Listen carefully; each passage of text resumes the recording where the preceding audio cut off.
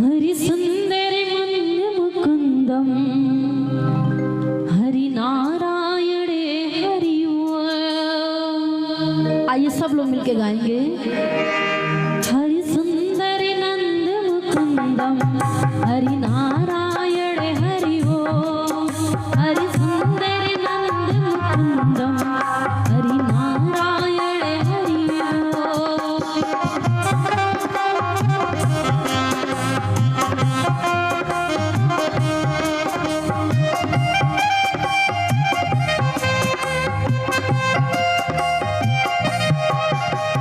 सुंदर कौन है?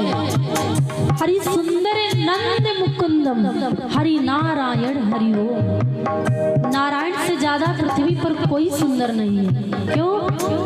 जिनकी प्रतिमा इतनी सुंदर, जिनकी ये तस्वीर इतनी सुंदर है, वो कितना सुंदर होगा। उठाइए जरा हाथ सब लोग। हरि सुंदर नंद मुकुंदम हरि नारायण हरि ओम। हरि सुंदर जय हो हरि नारायण हरि ओम। जय हो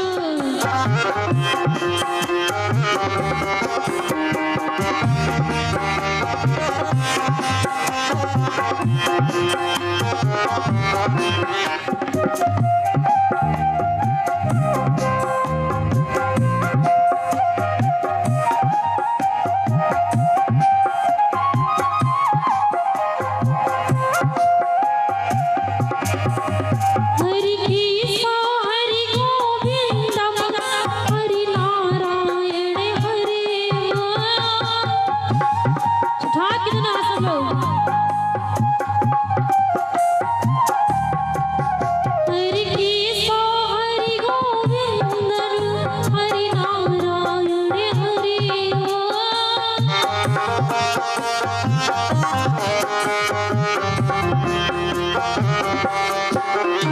हरि सुंदर नंद मुकुंदम हरि सुंदर नंद मुकुंदम हरि नारायण हरि ओम।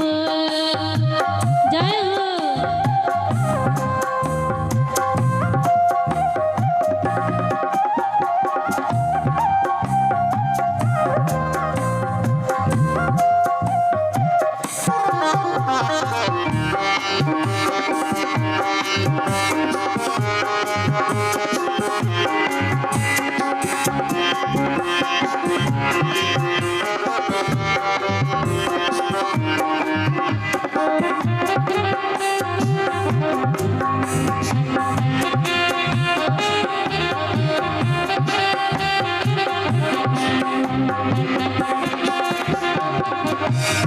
और हम सब बुलाएंगे कैसे प्रभु को। हरि आवा हरि आवा हरि आवा हरि आवा हरि आवा।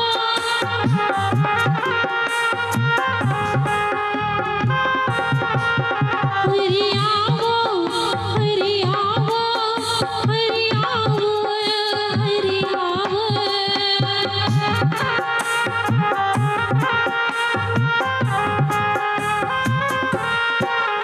हरि आओ हरि आओ हरि आओ आओ आओ हरि आके रास रचाओ।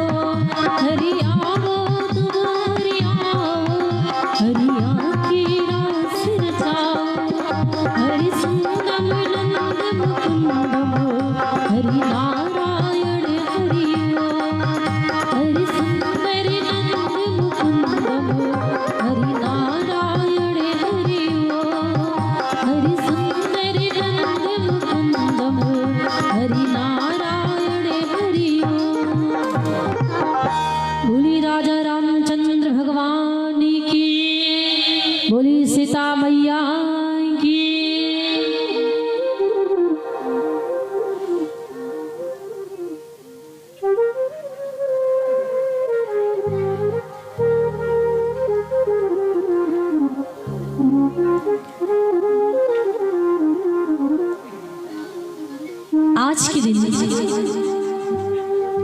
आज मकर संक्रांति है और आज के दिन कुंभ में प्रयागराज में, ध्यान से कथा सुनिएगा,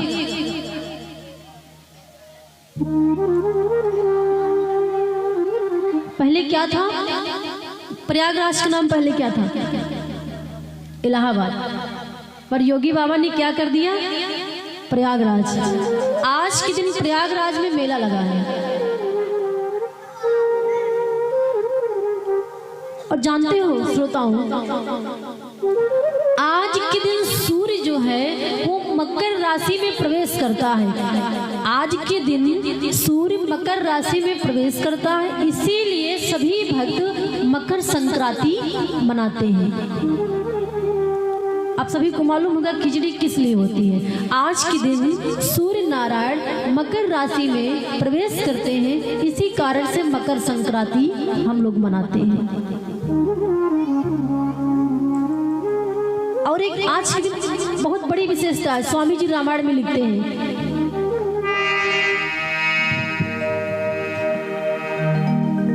कि प्रयागराज में आज के दिन मेला भी लगता है, बहुत विशाल। और प्रयाग का अर्थ क्या होता है? प्रयागराज तो आप लोगों ने सुना, कई लोग स्नान करने के लिए भी जाते हैं, बहुत तीर्थ पर भी जाते हैं, देव ऋषि मुनि सब लोग आज के दिन स्नान करने के लिए आते हैं।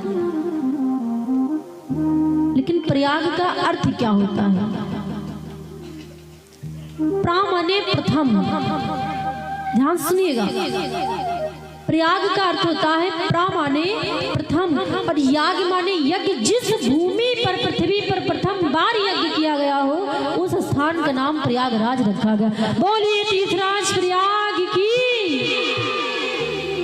अब आप सबको मालूम हो गया ना, जिस भूमि पर पृथ्वी पर यानी पूरी सृष्टि में जिस भूमि माने पृथ्वी जहां पे प्रथम बार यज्ञ किया गया उस स्थान का नाम पड़ा प्रयागराज। प्रयागराज का एक दूसरा नाम और भी है, तीर्थराज प्रयाग। प्रयागराज को तीर्थराज क्यों कहा जाता है? क्योंकि प्रयागराज जो है ना ये सारे तीर्थों के राजा हैं। आइए कथा श्रवण करते हैं कि भरद्वाज मुनि बसहि प्रयागा। आज के जो प्रसंग है मैं ज्यादा लंबा नहीं, कथा आज की बहुत प्यारी है। गौतम नारी श्राप बस विपुल देह धर धीर, माँ अहिल्या की कथा है। दोपहर के समय में जहाँ पे कथा रोकी गई, लेकिन इससे पहले मैं थोड़ी सी प्रयागराज की और आज मकर संक्रांति की मैं आप लोगों को महिमा सुनाऊंगी। आज के दिन कि भरद्वाज मुनि, भरद्वाज और एक मुनि है, उन मुनि का नाम है याज्ञवल्क्य महाराज, बहुत विद्वान है। इन दोनों मुनियों की आपस में संवाद होता है और संवाद किस विषय पे होता है कि भरद्वाज मुनि बसहि प्रयागा तिनहि राम प्रिय पद अनुरागा। भरद्वाज मुनि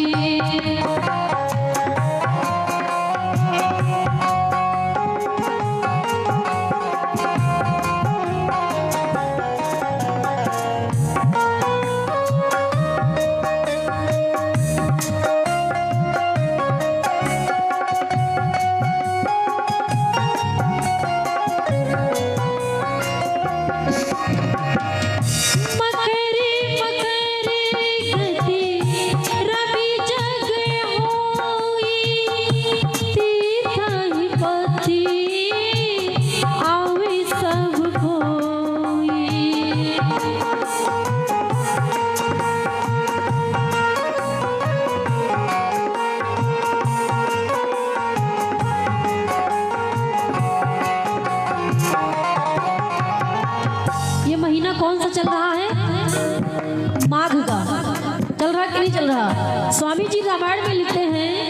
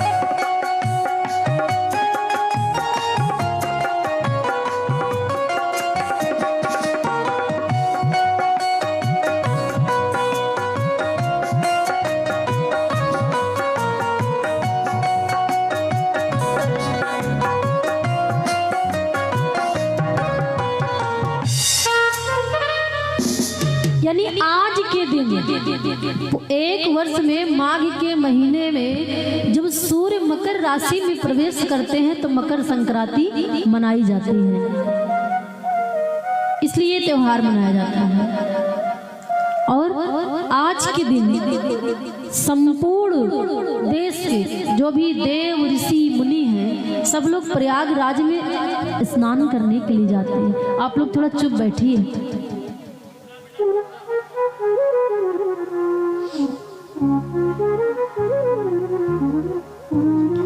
श्रद्धावान लभते ज्ञानम, ज्ञान की प्राप्ति श्रद्धावान को हो सकती है। देखो महत्वपूर्ण ये नहीं है कि यहाँ दरबार पूरा श्रोताओं से भरा है, ये बात महत्वपूर्ण नहीं होती है कि पंडाल श्रोताओं से भरा है। महत्वपूर्ण ये बात होती है यहाँ कथा सुनने वाले लोग कितने आए हैं। बोली सच्चे दरबार की, बोली राजा रामचंद्र भगवान की। आज खिचड़ी खाए हैं आप लोग इसलिए आवाज कम निकल रही है।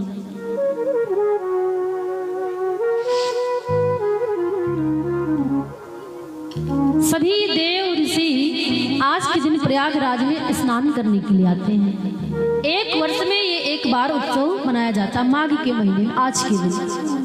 अब देखो विचार करें, सभी ऋषि मुनि जब जाने लगे, भरद्वाज जी वहां पे रहते हैं, भरद्वाज मुनि का आश्रम है। भरद्वाज मुनि आश्रम में रह रहे, जब सभी ऋषि मुनि जाने लगे वहां से, सबको भरद्वाज मुनि ने प्रणाम किया और सबको विदा किया। सभी देवता स्नान करके, जब स्नान करके प्रयागराज से अपने अपने लोक को गमनित होने लगे तो सबको भरद्वाज ने प्रणाम किया और सबको आशीर्वाद बड़े स्वागत के साथ सबको विदा किया। लेकिन कथा प्रेमियों, जागी बलिक मुनि, एक मुनि है, जब वो जाने लगे तो भरद्वाज उनके चरण पकड़ लिए और कहते भगवान आप रुक जाइए। उन्हें रोक लिया, सबको तो विदा किया, पर जाग बलिक मुनि, जब जाग बलिक मुनि कहे परम विवेकी भरद्वाज राखे वो पद टेकी। जब भरद्वाज मुनि सबको विदा किया, जब याज्ञवल्क्य महाराज एक मुनि है, जब वो वहां से स्नान करके जाने लगे तो भरद्वाज जी उनके चरणों में गिर जाते हैं और कहते भगवान आप मत जाइए। क्यों? क्योंकि आपसे मुझे कुछ पूछना है। भाई हम किसे रोकेंगे? हमारे घर में जब शादी विवाह होता है सब मेहमान जाने लगते हैं, हमारे जो बहुत खास लोग होते हैं हम उनसे कहते हैं आप 1-2 दिन और रुक जाओ। कहते कि नहीं कहते हैं? क्यों? क्योंकि आपसे कुछ सलाह लेनी है, आपसे कुछ पूछना है। हम अपने जो परम हितैषी होते हैं उनको रोक लेते हैं। सबको तो भरद्वाज मुनि ने विदा किया, पर जब याज्ञवल्क्य महाराज जाने लगे तो भरद्वाज मुनि कि भरद्वाज राखे वो पद टेकी। पद टेकी मतलब चरणों में मस्तक को रख दिया और कहते भगवान आप कृपा करके मेरे आश्रम में चलिए, आप मत जाइए। याज्ञवल्क्य महाराज को आश्रम में भरद्वाज ले जाते हैं और मुनि बहुत स्वच्छ सुंदर सा स्थान लगाते हैं, बहुत भांत उनका सम्मान करते हैं। कथा प्रेमियों की चरणे सरोज। अब देखो जब याज्ञवल्क्य महाराज को भरद्वाज महाराज ले जाते हैं आश्रम में तो सादर चरण सरोज पखारी, सादर चरण सरोज पखारी, अति आसन बैठारे।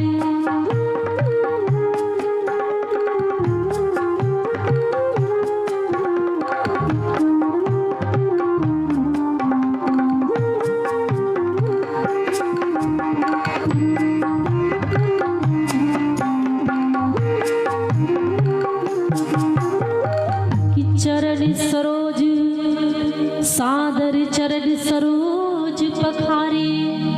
याज्ञवल्क्य महाराज की भरद्वाज महाराज ने सादर चरण सरोज पखारे, अवति पुनीत आसन बैठारे। बहुत सुंदर आसन पे बिठाया और कहते भगवान एक मेरे मन में एक शंका है, एक बात मैं आपसे कहना चाहता हूँ लेकिन कह नहीं पा रहा हूँ। कई बार ऐसा होता ना कि हम किसी से कुछ कहना चाहते हैं लेकिन कह नहीं पाते हैं। किस लिए? या तो डर के मारे नहीं या तो लाज के मारे नहीं। याज्ञवल्क्य महाराज कहते हैं क्या संदेह है आपके मन में, आप बताइए। भरद्वाज महाराज कहते भगवान एक बात मैं आपसे कहना चाहता हूँ लेकिन कह नहीं पा रहा हूँ, क्योंकि कहने में मुझे कहने लगे नाथ, हे नाथ मैं कहना तो चाहता हूँ लेकिन नाथ को संशय बड़ मोरे, करगत वेद तात सब तोरे।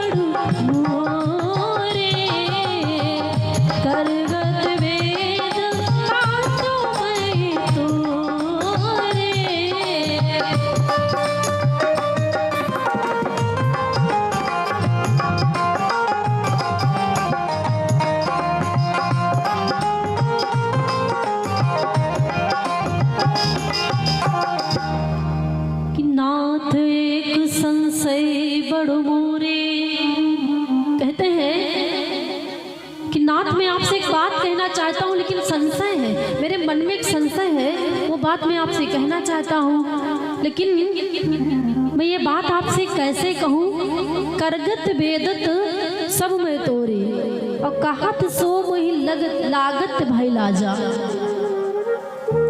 हे नाथ मेरे मन में एक संशय है, मैं आपसे कहना चाहता हूँ कि मेरी वो संशय दूर हो जाए, लेकिन आपसे कहने में मुझे लाज भी आती है। देखो आप लोगों का मन कथा में नहीं लग रहा है, अगर कथा में लगता तो आप लोग इस तरह से शोर नहीं मचाते। याद रखिएगा जिसने जिसने राम जी की कथा को छोड़ दिया ना उनका प्रमाण आज भी है।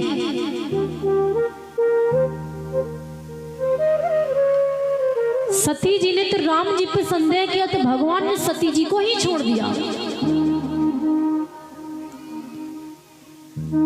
बोली राजा रामचंद्र भगवान की। याज्ञवल्क्य भारद्वाज का ये प्रश्न नहीं है, आप ध्यान सुनिए, प्रश्न बड़ा मनोहर है। भरद्वाज महाराज कहते हैं प्रभु मैं आपसे एक प्रश्न करना चाहता हूँ लेकिन कहने में मुझे लाज आती है। और लाज किस लिए आती है कि आप भी सोचेंगे कि इतनों दिनों से मैं आश्रम बना के यहाँ भरद्वाज प्रयागराज में रह रहा हूँ और आपसे एक छोटा सा प्रश्न कर रहा हूँ। अब अगर नहीं पूछते हैं आपसे तो मेरे मन की शंका बड़ी तेज से हो रही है कि वो बात आपसे पूछे कैसे। अब आप लोगों के मन में भी आता होगा कि वो प्रश्न कौन सा है, विचार करिए।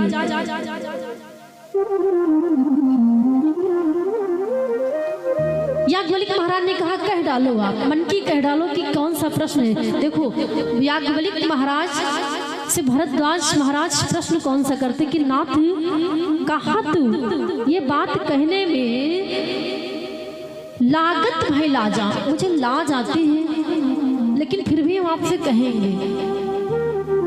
और प्रश्न कौन सा है कि हे नाथ कि राम कौन प्रभु पूछो तो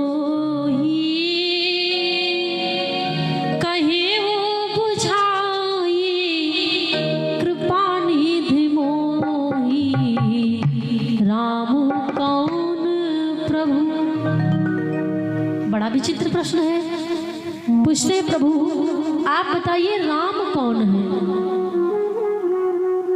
आपसे कोई पूछे राम कौन है तो आप क्या बताओगे? दशरथ जी के बेटे राम हैं, यही तो आप बताओगे।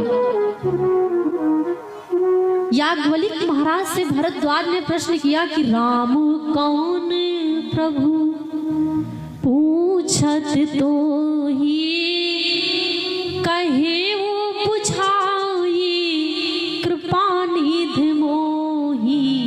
हे नाथ, यही मेरे मन में शंका है कि राम कौन है। लोग कहते हैं कि एक राम अवधेश कुमारा, एक राम तो महाराज दशरथ के सुपुत्र हैं, अवधेश कुमार, जिन्हें लोग राजा रामचंद्र कहते हैं। और तीन कर चरित्र विदित संसारा, एक राम जी तो महाराज राजा दशरथ के सुपुत्र हैं, अवधेश कुमारा, और उन्हीं का चरित्र पूरे विदित में, पूरे संसार में विद्यमान है।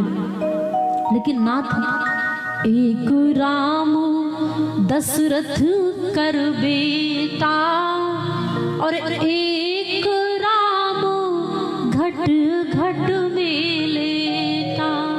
ये बात मैं आपको समझाती हूँ कि एक राम तो दशरथ के बेटा है, लेकिन एक राम सबके अंदर लेटा है। अंदर वाले राम को बहुत कम ही लोग जान पाते हैं। और याद रखिएगा, जिनके जीवन में राम नहीं आए ना, उनके जीवन में आराम नहीं आएगा। जिनके जीवन में राम आ गया, उनके जीवन में आराम आ गया। याज्ञवल्क्य महाराज से भरद्वाज का प्रश्न यही है कि नाथ, जो दशरथ के बेटा हैं, आप वो राम हैं या फिर कौन राम है? अगर वो राम है तो एक सामान्य नारी, एक जिनकी स्त्री का हरण हो गया, वो उनके लिए बन एक वैदेही की विरह में भटक रहे, वो राम नहीं है, वो ब्रह्म नहीं है, वो नारायण नहीं है। अगर वो ब्रह्म है तो एक नारी के लिए जब सीता माता का हरण हुआ तो राम जी उनको ढूंढ रहे थे। तो भरद्वाज कहते हैं, प्रभु अगर वो राम होते, अगर वो नारायण होते, तो एक वैदेही की विरह में वो बन क्यों भटकते? क्या उन्हें मालूम नहीं है कि उनकी देवी को लेके कौन गया है? लोग कहते वो राम है, वो राम नहीं है।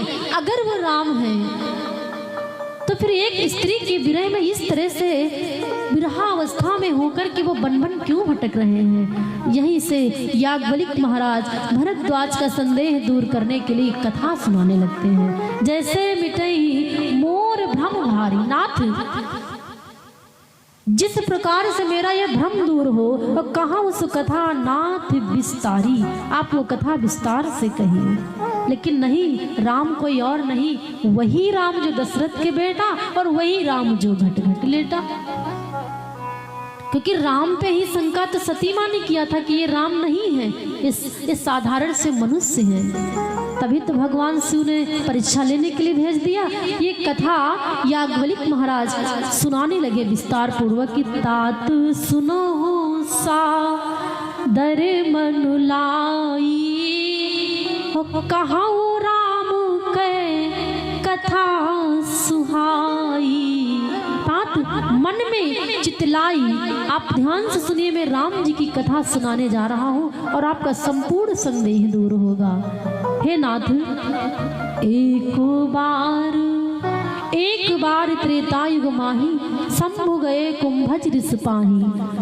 संग सती जग जननी भवानी, पूजे ऋष अखिलेश्वर जानी। यही संदेह जो आपने किया, यही संदेह सती माँ ने भी भगवान शिव से किया था। बोली राजा रामचंद्र भगवान की। आप लोग जय बोलने में बहुत कंजूसी करते हो। बोली राजा रामचंद्र भगवान की।